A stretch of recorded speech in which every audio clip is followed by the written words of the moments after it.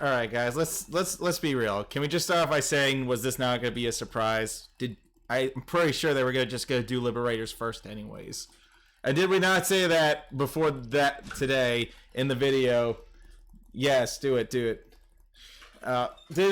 we not say in the video that they were just going to reveal Liberators anyways? Yeah, I'm pretty sure we said that was just going to be their first choice. So without further ado, let's dive on to some of these Bluish Flames.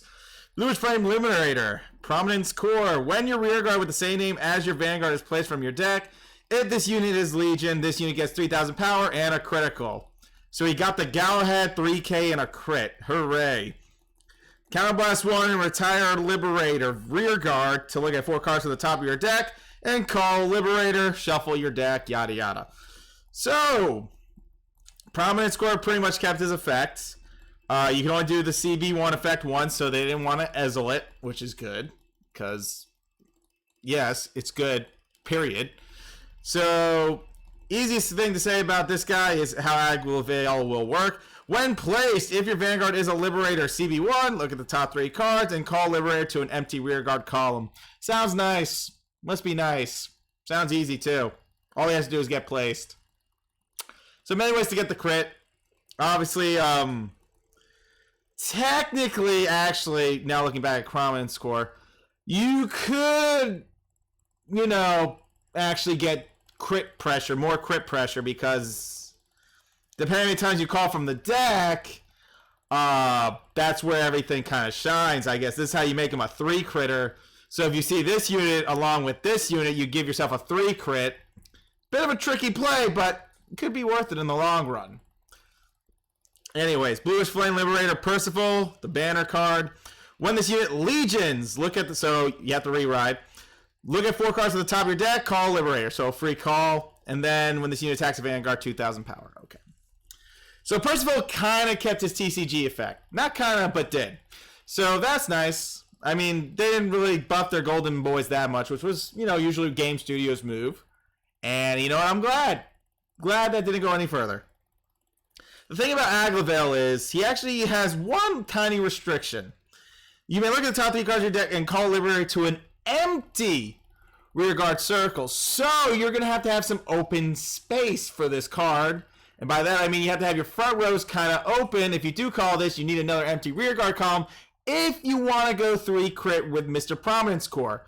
Yes, you can call your Prominence Core because guess what? You don't need a trigger anymore. You got yourself a 3 crit beat stick. And this is your draw trigger. Who cares? You got a 3 crit. Why are you complaining? So you get a couple tries at this, actually. It's a CB2 to get 3 crit, though. Because it's CB1 for this guy for once, and then it's CB2 for this guy twice.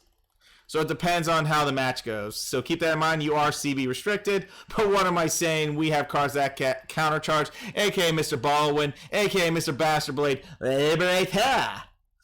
Are we still using Zenith? Actually, yes, because I don't think Zenith really gets affected by this deck so much. So if we call Zenith, that means we call a free Blaster Blade Liberator, and so on and so forth, so we get a nice little countercharge. Believe it or not, you can countercharge, so you can get a crit 2, CB1, call Gancelot if it's on the top, return to the deck, call a BB, and then pretty much you countercharge the 1 that you spent. So now you have 2 intercepts almost every turn. Every time you see Zenith, it's technically another intercept. And every time you see any other G2, it's an intercept with Aglavale. Obviously, there's 3 Aglavales in your deck once you Legion. So you got to try to recycle them back into the deck when you re-ride or something in between. So yes, Liberators are doing Liberator things. Prominence Core could go up to 3 crit, but it needs to be played correctly to get the 3 crit. It's going to cost you 2 CB to possibly perform it. But not necessarily, because there is another way to kind of go about the play. It's a very tricky play, too. You would have to try to use Barkle Liberator. So if you use Barkle with Blaster Blade Liberator and find this card, you can technically give the 3 crit almost for free, pretty much, because you're putting that unit possibly in the bag if it's the G3 or if it's the G2, so on and so forth.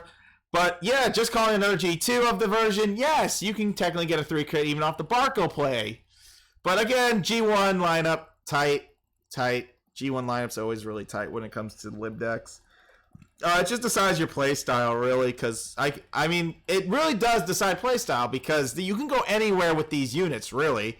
Percival's nice, and Prominence Core is nice, and I'm pretty sure we're still running Zenith because, again, Zenith is an endgame card when you push them to 5, and you can do so many things, yada yada. But yeah, the fact of the matter is they didn't want to make another Ezel problem, so they just made this a once per turn CB1 to call Liberator from the top 4. So hey, Zenith, G1, anything in between. But the main portion of this card is supposed to be you calling the G2 or the G3 to gain a crit because you're doing this. Okay. But it's not as easy as an MLB, but it can be doable almost with the amount of times you can call, I guess. Because the counterblast 1 and retire Liberator, that's actually not limited to a Legion effect. The Legion effect for him is legit just getting the crit when he's in Legion. You could retire a unit, call a card, and then try to Legion later, so on and so forth, and then just do the effect the following turn to gain a crit. But, you know, it's just up in the air right now, because Prominence Core isn't bound. His last effect isn't bound by a Legion effect. You can do this effect. It's a fast Ezel. You don't have to be at LB. You just do it. Yay. But you have to kill something, but killing something's good because it helps you with Legion. And that's what you want to try to do. I mean, Percival's nice. Monarch's Sanctuary Alfred's also a good boss, but really just depends because, I mean, listen, in Japan, no one's really using Link Joker right now. It's all Legion stuff. Legion stuff. So, I mean, I guess these cards are really good because all we see are Legion stuff. So, again, things like that. Yeah. But yeah, I'm glad they didn't like make this. This is actually pretty balanced for Liberators in general. There's not really anything busted towards it. They're nice. They're balanced units. They can play right, and you can get away with certain combos. And that's always like a positive thing. Now, obviously, this isn't the end of Liberators because we will see them again before the end of Legion and the start of G era. We will get another Bluish Flame unit that's going to be like a Glory, which we'll dive on into another time.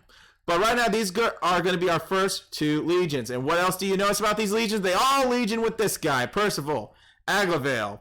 This guy, Prominence Core, Aglavale. You know what that means? If you pull for a set of each of these in the gacha, and you keep getting this guy, you know what that means? Crafting material. So technically, even if you kind of crafted your Monarch Sanctuary Alfred, which you're only going to need like 3 because you get 1 for free, you don't even worry about Mr. Fridge, really, because, again, since these Legion legit connects this, you're going to get it like 8 times, so technically that averages out to 120 mats.